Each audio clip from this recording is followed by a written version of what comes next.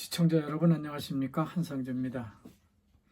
2024년 6월 21일 금요일 한상조와 함께하는 인도네시아의 자연이 그리워 방송을 시작하겠습니다.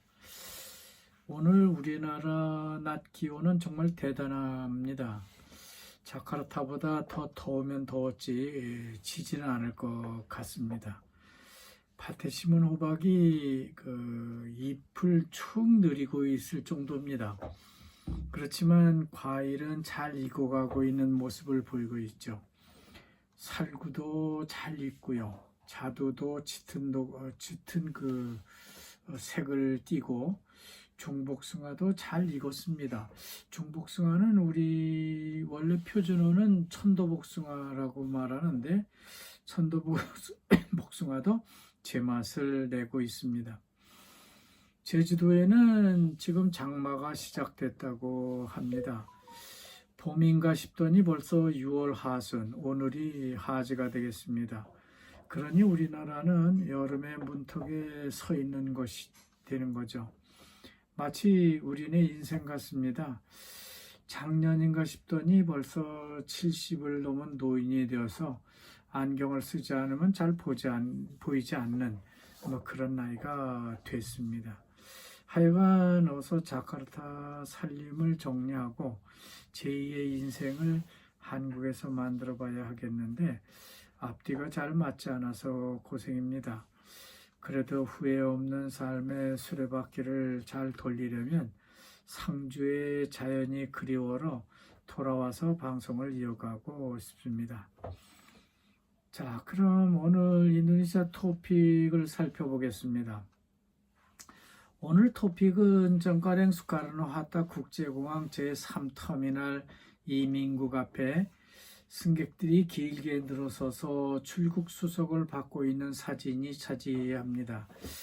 어제 저녁 5시 15분경이었다고 하는데요. 국가 전산망 시스템이 고장났기 때문에 이민국 직원들이 전산으로 처리를 못하고 일일이 수작업으로 출국 수속을 했다고 하는 겁니다. 그래서 인도네시아 공항에는 2시간 정도 일찍 가야 된다는 말이 있는 것 같습니다. 전산망이 마비되기도 하지만요.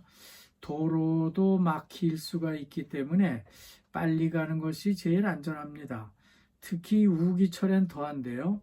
공항 가는 고속도로가 물에 잠기기도 하기 때문에 더 빨리 움직여서 공항에 가야만 비행기를 탈 수 있는 그런 공항이 되겠습니다. 인도네시아 신문은 국가 전산망을 다시 점검해야 한다는 목소리를 내고 있습니다. 특히 이민국 전산망은요, 제가 경험한 바로는 문제가 많은 것으로 알고 있습니다. 가끔 이민국 전산망이 고장나서 비자 연장 수속이나 노동허가 수속이 마냥 연기되기도 하기 때문에 그렇다는 겁니다. 그렇게 지연되어서 오버스테이라도 하게 되면요, 그거는 국가 아니면은 이민국이 책임을 져야 함에도 불구하고 늦어진 과태료는 외국인 담당자에게 부과하는 것이 일반입니다. 그러나 외국인들은 대부분 중간 브로커를 사용해서 연장을 하거나 허가를 내고 있기 때문에 그냥 당하고 물어낼 수밖에 없는 그런 실정인 것이죠.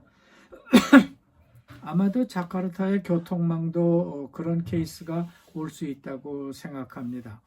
워낙 자동차라든지 오토바이 교통이 풀로 차서 돌아가고 있으니까 어느 한 지역이 마비되게 되면 혹시 어느 한 지역에서 문제가 발생하게 되면요, 그 영향이 전 자카르타를 마비시킬 수도 있기 때문입니다.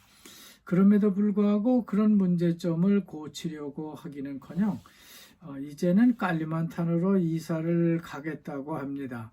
그래서 너무 무책임한 것 아니냐 하는 그런 생각을 하기도 합니다. 다음 주요 토픽은요. 지금까지 이뤄낸 정부 기관이 브라보 기브란 차기 정부의 캐피탈, 자본이 될 것이라는 뉴스가 전해지고 있습니다. 인도네시아 민주화 개혁 시대, 리포메이션 시대에 만들어진 다수의 국가 기관의 성과는 국민들로부터 비교적 긍정적인 평가를 받고 있다고 합니다. 따라서 프라보오 기브란 차기 정부 운영을 위한 자본이 될 수 있을 것으로 그렇게 전망을 하고 있는 겁니다. 콤파스가 지난 6월 조사한 바에 따르면요, 국방 및 보안기관, 즉 군부 및 경찰이 다른 국가기관에 비해서 더 높은 평가를 받은 것으로 나타났다고 합니다. 특히 군부는요, 최고의 기관으로 거듭났다고 하는 건데요.